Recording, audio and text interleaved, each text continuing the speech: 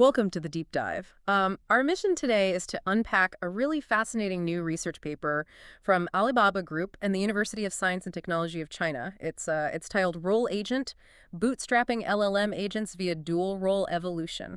Yeah, it is a phenomenal piece of research. We're exploring exactly how artificial intelligence learns to accomplish, complex multi-step tasks. Right. Specifically, we're looking at a breakthrough method where a single large language model, or LLM, acts as both the student learning a task and the teacher dynamically grading and, well, adjusting the curriculum. And if you are curious about how AI is evolving, like from just being a simple chatbot that answers your trivia questions into a truly autonomous agent. Right, an agent that actually does things. Exactly, an agent that can navigate the web, shop for you, or solve complex logic problems. This deep dive is going to give you a massive aha moment about the bleeding edge of AI training. It really is. And we are going to do it by focusing on how this actually works, without getting bogged down in all the overwhelming jargon. Exactly. I mean, to really appreciate what this role agent framework achieves, we first have to understand the bottleneck it's trying to bypass. Okay, lay it out for us. So we have to look at how AI agents currently learn to do things in digital spaces. It's called agentic reinforcement learning, but... Right, and to make this concrete for you listening, I want you to imagine you are trying to learn how to drive a car, but your windshield is painted completely black. Oh, that's a good way to put it. Right. You have a steering wheel, you have the pedals, but the only feedback you get is someone sitting in the back seat who stays completely silent for 20 minutes and then just whispers, "You crashed," or "You arrived." Which is, that sounds like a highly stressful, completely inefficient way to learn anything. Absolutely. You have no idea which turn caused the crash or, if you were even on the right road to begin with. But conceptually, that is incredibly close to how some of our most advanced artificial intelligence has historically been trained, right? It really is, yeah. The standard method involves letting the agent interact with a static environment. Okay. The AI observes a state, takes an action, and eventually gets a final reward. But because the environment is static, that feedback is incredibly sparse. It's just binary. Exactly, binary. Did you complete the task or not? So current AI training is, it's like trying to learn to play tennis by hitting the ball against a brick wall. Yeah, perfect analogy. The wall just bounces the ball back, doesn't notice that you have a terrible backhand, and it certainly won't start serving exclusively to your left side to help you practice that weakness. Right, the AI is stuck making the same mistakes because the wall never changes. Exactly. The wall provides feedback like the ball comes back, but it doesn't provide instructional feedback. Now, the tech industry's traditional answer to this has been to build highly dynamic synthetic environments. So basically building a robotic tennis coach instead of just using a wall. Exactly. A simulated world where the environment actively diagnoses the agent and presents new challenges. Yeah. But there is a massive catch here. Building these synthetic environments is incredibly costly. You need complex task generators, external reward models, and hundreds of human engineers just to orchestrate the training ground. Oh, wow. So it just doesn't scale well at all. Not at all. Which brings us to the core tension the researchers wanted to solve. Right, because those static environments are brick walls. They don't adapt, and the robotic coaches are just too expensive. Exactly. So they asked a beautifully simple question. What if the AI could play both the student and the teacher? Wait, hold on a second. How does a single program effectively argue with itself to get smarter? Sounds counterintuitive, I know. Doesn't it just get stuck in an echo chamber of its own logic? Like if I'm grading my own math test, I'm probably going to give myself an A+, even if I invented a completely new, incorrect type of math to get there. That is the crucial hurdle. And it's exactly why this paper is so significant. Because if you just tell an AI, hey, grade yourself, it absolutely degrades into hallucination. An echo chamber. A total echo chamber. But the researchers solved this by grounding the AI's internal dialogue in observable reality. They achieved what they call bootstrapped agent environment coevolution. Okay, bootstrapped agent environment coevolution. Let's translate that. What does that actually mean for the listener? Right. It means the model pulls itself up by its own bootstraps, creating a self-contained life cycle of continuous capability growth. But how does it not just cheat? It does this through two highly synergistic modules that literally force the AI to stay honest. The first module prevents that echo chamber by forcing the agent to internalize the literal physics or rules of whatever game it's playing. Okay. It's called World in Agent, or WIA. World in agent. So bringing the rules of the environment into the agent's own brain. How exactly does it do that? Well, to prevent the echo chamber, you have to force the agent to truly understand the consequences of its actions. Make it prove it knows what's going on. Exactly. So in the world of an agent module, at each step of a task, before the agent actually takes an action, it is prompted to predict the future states of the environment. Oh, I see. It predicts up to a certain number of steps ahead. The paper calls this the H horizon. So it's not just saying, I will click this button. It has to say, I will click this button, and then the screen will show a shopping cart, and the total will be $20. Precisely. And they found that the optimal horizon, this H value, is about 5% of the maximum steps in the task. Wait, why only 5%? Well, If we are trying to build super smart AI, shouldn't we demand it predicts the entire task from start to finish? Like, why not a 100% horizon? because the real world, or even complex digital worlds, are chaotic. If a task takes 50 steps, predicting 2 to 3 steps into the future is a demonstration of solid local logic. That makes sense. If you force it to predict 20 or 30 steps ahead, the future is just too uncertain. The AI starts hallucinating wild guesses, and its performance actually drops significantly. Okay, so it makes a short-term prediction about what happens next. But how is it graded? Like, I can predict that the sky will turn green tomorrow, but who holds me accountable when it doesn't? Good question. The system mathematically measures the gap between the agent's predicted state and the actual state that occurs after it takes the action. Oh, so it compares the prediction to reality. Right. They use a text matching similarity metric, and they set the threshold incredibly high at 90%. Wait, really? So the text of what the AI predicted and what actually happened have to be a near-perfect match. It can't just vaguely guess something good happened. Right. It has to be highly precise. Now, this alignment between prediction and reality generates a predictive reward. But here is where the math gets really clever. I love clever math. Let's hear it. Crucially, this predictive reward multiplies the base task reward. It doesn't add to it. Oh, interesting. Let's dig into that. Why does multiplication matter so much more than addition here? Think about the alternative. If we used addition, an AI could fail the main task entirely, getting a base reward of 0, but still rack up points just for accurately predicting that it was going to fail. Right. Or accurately predicting trivial background details. Ah, I see. It would be like me saying, I accurately predict that I'm about to steer this car directly into a ditch. Look how smart I am. Give me points. Exactly. That would reward a highly observant failure. Which we don't want. No, we don't. By using multiplication, the predictive reward can only amplify actions that already have a positive base reward. Because 0 times anything is still 0. Exactly. If your task reward is 0, you get nothing. It prevents the agent from getting rewarded for a lucky guess on a failed task. It forces the agent to use its environment-aware reasoning to actually succeed. Let's frame this with a real-world parallel for you listening. It's like a chess player having to call their shots out loud. Yes, perfect. You don't just get points for winning the game, you get massive bonus points if you can accurately predict exactly how your opponent will react to your next 3 moves. It forces the AI to build a world model in its head. It has to deeply understand the physics of the board, not just memorize winning patterns. That's a really great analogy. Yeah. But, predicting the future is only half the battle. What happens when the agent fundamentally misunderstands a concept? Like, what if the chess player doesn't even know how the knight moves? Right. If I fundamentally don't know how to play tennis, predicting that my terrible swing is going to send the ball flying over the fence doesn't magically help me get better at tennis. Exactly. Predicting the future won't help if your underlying logic is broken. Which brings us to the second module, Agent in World, or AIW. AIW, okay. This is where the LLM actually switches hats and steps in to play the role of the environment. Okay, when you say it acts as the environment, I'm sort of picturing the AI suddenly pretending to be a digital kitchen or a web browser. What is it actually doing? Well, when an agent fails a trajectory, when it loses the game, the LLM switches to its environment persona. It looks at the failed trajectory and analyzes it step by step to identify specific failure modes.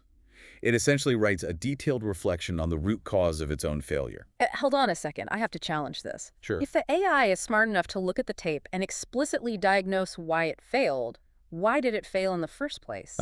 Like, how does it suddenly get smarter just by switching its persona?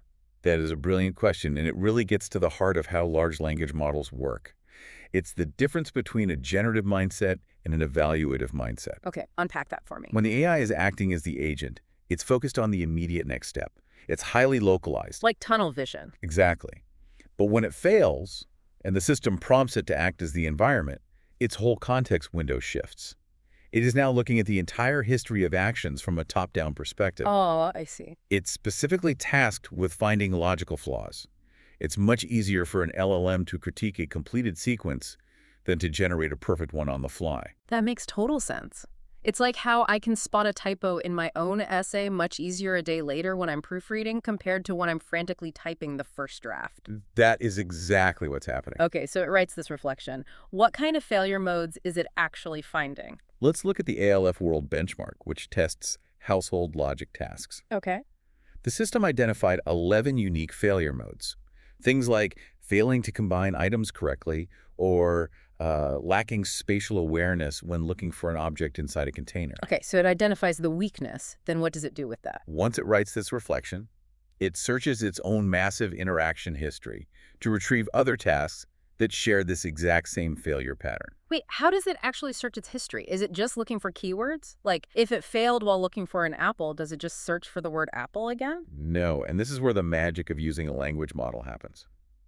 Because it truly understands semantic meaning, it's looking for a thematic, conceptual weakness. Not just literal keyword matches. Right. It uses semantic reasoning to realize, my failure wasn't about the apple. My failure was that I don't understand how to search inside closed objects. So it groups these conceptual failures together. Exactly. And here is the kicker. It then takes those conceptually similar tasks and injects them right back into the training data distribution. Oh, wow. Here's where it gets really interesting for you listening. Yeah.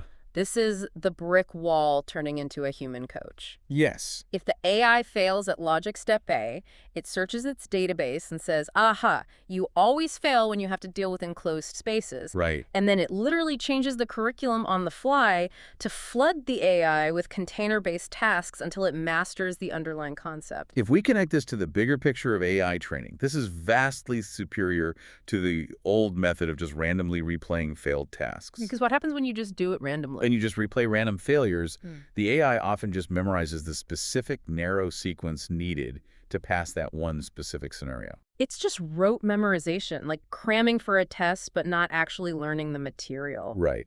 But by retreating tasks based on underlying error patterns, the system strips away surface-level differences. Making it focus on the core issue. It forces targeted practice on the core procedural weakness the AI is struggling with. That is brilliant. It's not saying, try to find the keys in the kitchen again. It's saying, you clearly don't understand the physics of opening things, so your homework tonight is 20 different tasks involving opening drawers, unlocking cabinets, and unsealing boxes. Exactly. It creates a completely closed-loop process.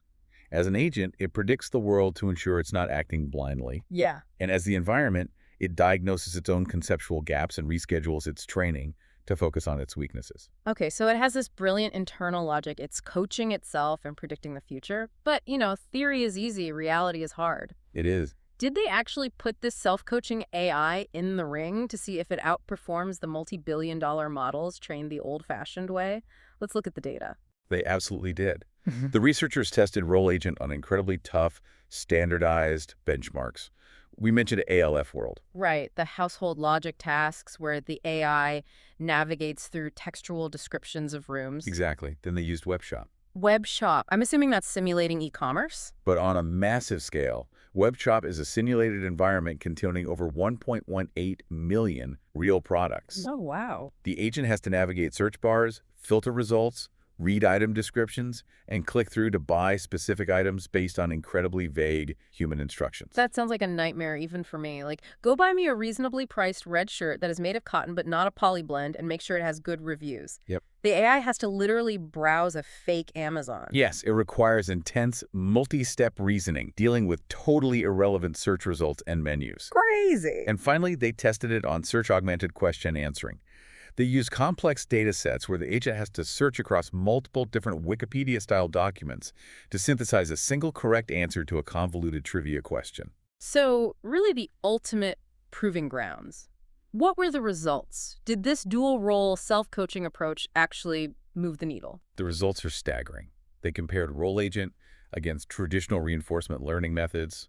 Yeah, the standard ways the biggest tech companies currently train AI to maximize rewards. Uh-huh. Role Agent beat them all. It achieved an average performance gain of over 4% across the board. 4% might not sound like a lot to someone outside the field, but you and I know that at the bleeding edge of AI benchmarks, fighting for every single percentage point is a massive deal. It is a huge leap. But what's even more impressive is the David versus Goliath aspect of this. What do you mean? The researchers used a relatively small open-source model, specifically the QN 2.5 model, with just 7 billion parameters. Okay, for context for you listening, 7 billion parameters is something you could almost run on a high-end consumer laptop. Exactly. And using that small model, the Role Agent framework achieved higher average success rates than both GPT-4o and Gemini 1.5 Pro on these specific benchmarks. Wait, seriously. A 7 billion parameter open source model beat the absolute behemoths of the industry models with hundreds of billions or even trillions of parameters. Yes. Just by changing how it was trained. Just by letting it play student and teacher. Yes. The training paradigm proved more powerful than raw computational size. That is wild. And this raises a fascinating question.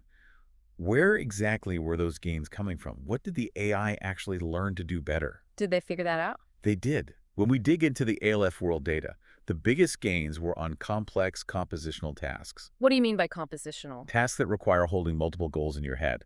For example, the look task, which involves navigating to find an object, Right. but requires using a light source to see it. Oh, like a sequence. Right. That saw an 11% increase in success rate. The Pick 2 task, which requires finding, picking up, and placing two completely separate objects sequentially, saw a massive 13.6% increase. So why those specific tasks? What does that tell us about the mechanism working inside the AI? It proves the AI truly developed deeper, multi-step planning and stable working memory. As opposed to just reacting. Right. A simple, statically trained model might stumble its way through picking up the first item, but it completely forgets its overall goal by the time it needs to find the second item. It just gets distracted. Exactly. But because Role Agent is constantly forced to predict the future state of the world and constantly diagnosing its own procedural memory errors, It learns to hold on to that multi-step logic. yes, it understands the persistent sequence of the world. It's building a durable mental map instead of just reacting reflexively to whatever text is right in front of it. Exactly. Now, I have to ask about the architecture itself. Did the researchers test if both halves of the system were really necessary? They did. Like, could you just use the coach part to change the curriculum and skip the predicting part entirely? They tested that using what are called ablation studies. Right, ablation. For you listening, that's taking a scalpel to the code, turning off parts of the system one by one to see what breaks. Exactly. And the ablation studies proved that both the world in agent predictor and the agent in world coach were strictly mathematically necessary for these high scores. Let's hear the numbers. Well, they ran a test with an even smaller 1.5 billion parameter model. The full Role Agent framework scored an 81.4% average across the ALF world and the web shop tasks. Okay, 81.4% is our baseline for the full system. What happened when they took the scalpel to it? When they removed the agent in world, the coach that dynamically groups concepts and changes the curriculum, the score dropped to 77.2%. Wow, a big drop. The AI kept hitting the same mental blocks because it wasn't being forced to practice its weaknesses. And what about the other half? When they removed the world and agent, the predictive reward that forces it to call its shots, the score dropped to 78.2%. So also a big drop. Yeah.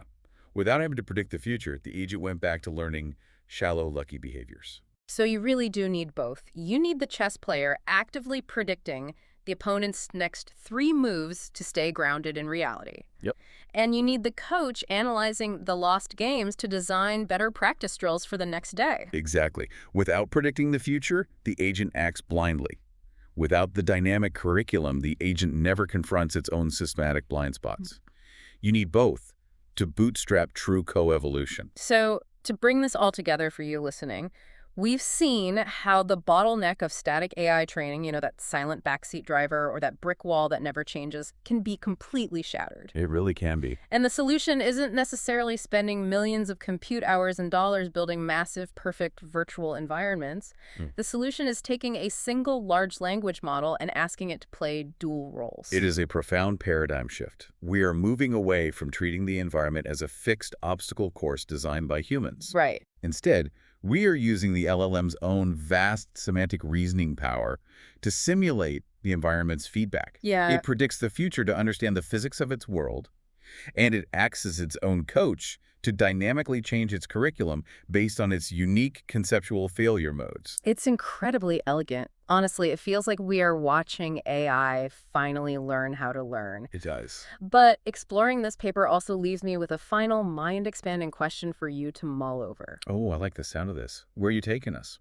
Well, the role agent framework proved that an AI can simulate an environment well enough to train itself in digital spaces, things like navigating a text-based web shop or answering complex trivia. Sure. But what happens when we try to take this dual role evolution out of the computer and into physical robotics?